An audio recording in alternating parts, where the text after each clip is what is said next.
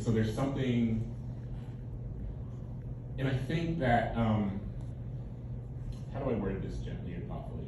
I think that people assume when one survives their own worst imagination that the aftermath of that is only ever gratitude, right? Or only the requirement that we are meant to feel is only ever gratitude.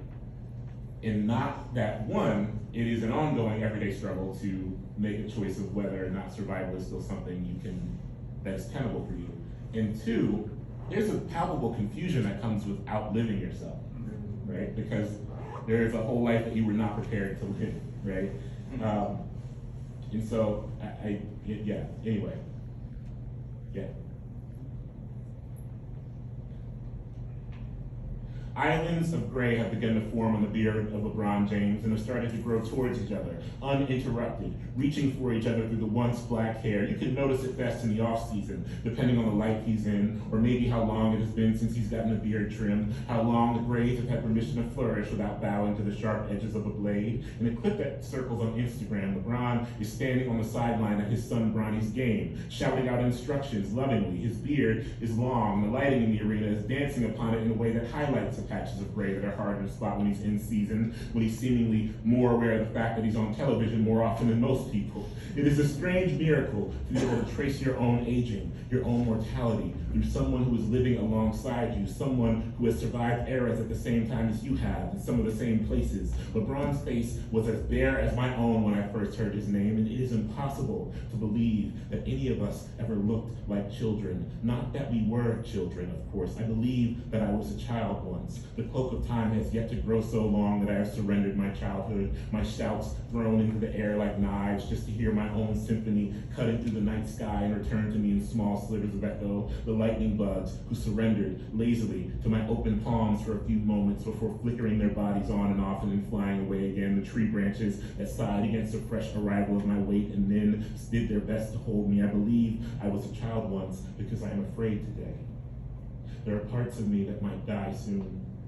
Parts of my memory that might drift to a distance too far for me to get back, and because I know myself to be afraid of this, that is all I need to believe that I was once a child, but it is hard for me to believe that we ever looked like children. Even when the people I love, fresh from a trip back home, excitedly pull me close to unfurl photos of them when they were babies or preteens, or even disaffected high school goths or punks or jocks or drama kids, even when my best friend shows me a video of her toddler making the same exhausted and delightfully scolding face that I have seen adult her make many times through many years, clearly a transference of the divine. It is still hard for me to believe that anyone I know now was ever physically not who they are, and I do not say this to submit the aesthetics of childhood to a nefarious algorithm. I am not suggesting that I do not see children as children, that when the black boys in my block zip through the streets on their bikes, I don't stop myself from shouting some concerned correctives at them, the way elders did for me growing up. I'm talking instead about our past selves, the way romantics have failed my own clear memory. I remember LeBron James as a 14-year-old, skinny and seemingly poured into an oversized basketball uniform that always suggested it was one quick move away from evicting him. But even with what I know, even in photos, his face blurs into the face that ages alongside my own. And conventional wisdom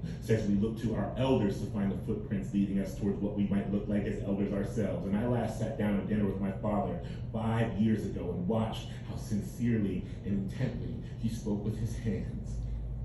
The way they would slice through the air, the way they would sometimes make the shape of the word, cup themselves towards the sky and make a shape of a bowl well before my father would finish describing what once held a soup he missed tasting. His hands always moved while he spoke, seeking to animate the language of a story or a lesson or a monologue, and I hadn't noticed this about him until I noticed it about myself, that it was something I would find myself apologizing for. I am sorry for what has been passed down to me without my knowing, what has just shown up at the doorstep and found its way in. My father and I probably also have the same smile, although it would be hard for me to know because I don't smile enough to trace it through any kind of consistency. But one thing that is for sure is that my father and I have two different hairlines. Mine, gracefully, thankfully still intact, and I pray that whatever gods oversee such matters of self-indulgence to keep it intact for at least a little while longer. But it is true that small clusters of gray stars have begun to make their way through my otherwise dark solar system. When the light shines down on me from above in the bathroom mirror, I notice them slightly peeking through the top of my head. In the rearview mirror while driving, I look up and there is a small curved gray hair unmistakably hanging down from the edge of my hairline. And at first, it was jarring, something I believe was happening to me. Even though the grays have not yet overrun my head and beard, I still found myself wondering how to remove them, pick them out one by one, even against the advice of my beloved barber at the time, who was an old black man with a head covered in gray, who I went to because he cherished the hair on his head. And you must find a barber who cherishes the hair on their own dome, slowly, thoughtfully, and carefully, so that they might, if you are lucky, extend that kindness towards your own head. And this barber told me never to pull the gray weeds from the dark forest, for they might simply grow back with a newfound ferocity and anger at their removal, he told me. You don't want to make an enemy out of the grays, he whispered one day while lining me up. Best to just thank them for showing up to the party. Lucky you got a party for them to show up to. There's been much made about the fading of LeBron James's hair, all largely uninteresting jokes, or at the very least jokes that are immensely predictable, and LeBron himself doesn't acknowledge it much in any explicit manner, which is probably for the best. Even in the early points of his NBA career, anyone who knew hairlines well enough, who maybe checked their own for signs of vulnerability, knew that LeBron's hair wasn't long for its more youthful state. There have been moments in his career where he seemed to try to revive his hair, to mask the portions of it fading along the top and back of his head, and there are those who have, in their incessant joking, insisted that LeBron just go bald, give in to what the hair itself seems to be demanding. But enough. Enough.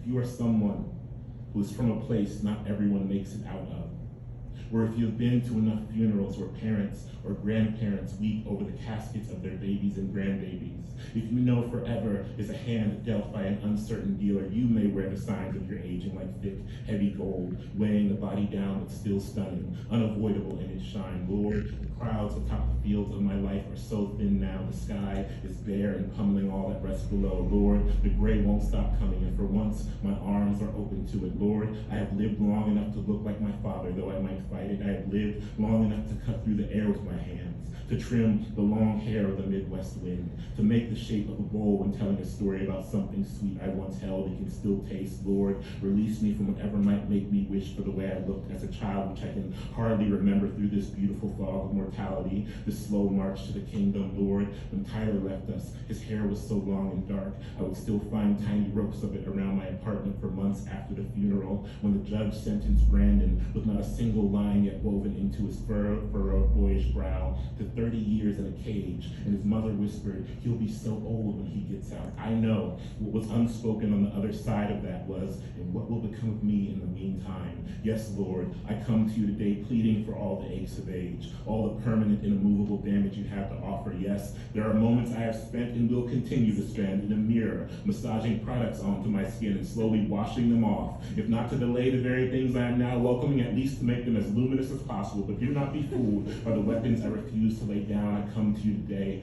with gratitude and knowing the fight cannot be won. Let the hair turn its drab colors and perhaps slowly begin to depart down the drain. Let the pain in the knee linger as a reminder that movement might one day come with a price if I am lucky enough to make it that long. Yes, Lord, I am thankful today again for every reminder of how I have outlived my worst imagination. I will walk slowly through the garden of all that could have killed me but didn't. When the world has grown weary with indulging our foolish living, I hope to not be alive for whichever apocalypse is the one that ends humanity. But if I am alive for it, I hope that it takes me out early.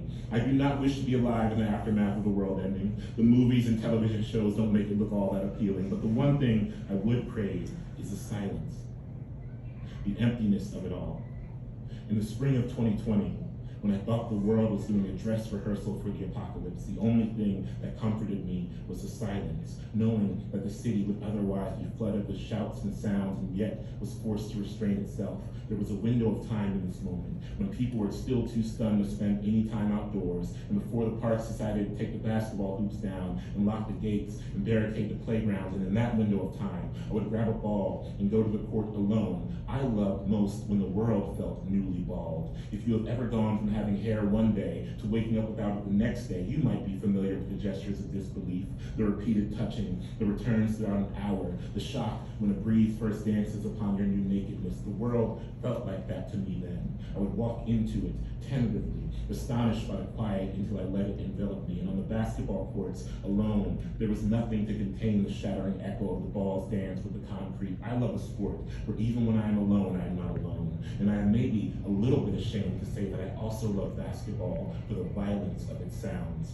The way a ball sounds when it ricochets off a metal hoop that has been worn down by the seasons. The way that a ball, when it rips through a net, might sound like the way a thin leather belt sounds being lashed across bare skin by a parent who maybe sometimes was one of our worst enemies. And that was how I came back to what I considered might be the end of life as I knew it, alone on a court at the arrival of spring while the world was locked indoors, until one day the rims vanished, not just at my most beloved park, but at all the parks. I drove around the city frantically, ball in the passenger seat, looking for anywhere that might still have a rim fastened to a backboard, and they were all gone overnight in a place where suddenly so few people were surviving well. I was asking myself again how I might survive, and I know it might seem like this has all been about absence, but do you see it now?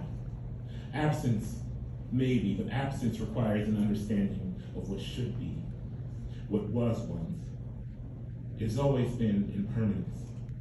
Impermanence was the altar that was leading us to this entire time, the altar that right now we are kneeling before, my hand on your shoulder, as it has always been. A promise is a foolish thing to make, but here is one. Again, this is not a story about heroes. Not everyone will die. No one will live forever.